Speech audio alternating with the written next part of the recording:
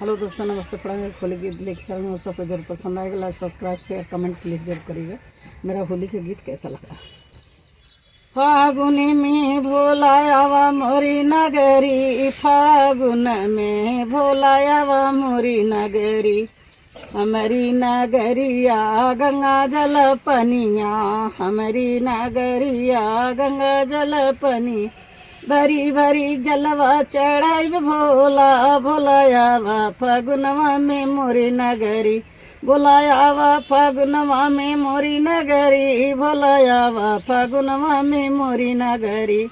हमारी नगरिया कनैल का फुलावा, हमारी नगरिया कनैल का फुलावा, भरी भरी हथवा चढ़ाई भोला भोलायावा फागुनवा में मोरी नगरी, भरे भरे अजुरिया चढ़ाई फुलावा भोलायावा फागुनवा में मोरी नगरी, मोरी नगरी भोला मोरी नगरी, भोलायावा फागुनवा में मोरी नगरी,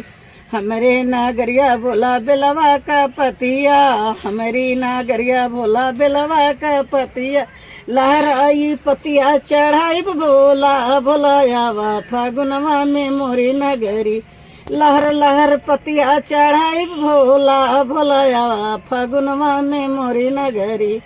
मोरी नगरी हो भोला मोरी नगरी, भोलायावा फागुनवा में मोरी नगरी,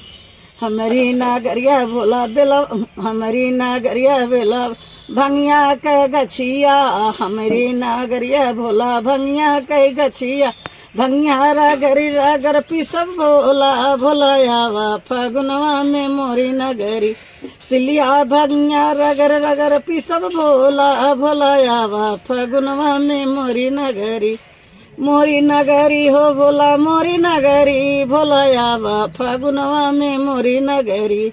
हमारी नगरिया भोला बुढ़वा बयलावा, हमारी नगरिया भोला बुढ़वा बयलावा,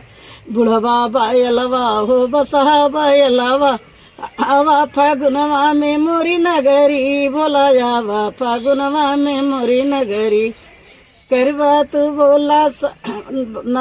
बसहा बयलवा सवारी भोला भोलायावा फागुनवा में मोरी नगरी, मोरी नगरी हो भोला मोरी नगरी, भोलायावा फागुनवा में मोरी नगरी, हमारी नगरिया भोला गैया का घरवा, हमारे नगरिया भोला गैया गौशालावा, दूधवा चढ़ाई भरी गिलसिया, दूधवा चढ़ाई भर भर गिलसिया, बोला आवा फागुनवा में मोरी नगरी, आवा फागुनवा में मोरी नगरी हो भोला आवा फागुनवा में मोरी नगरी।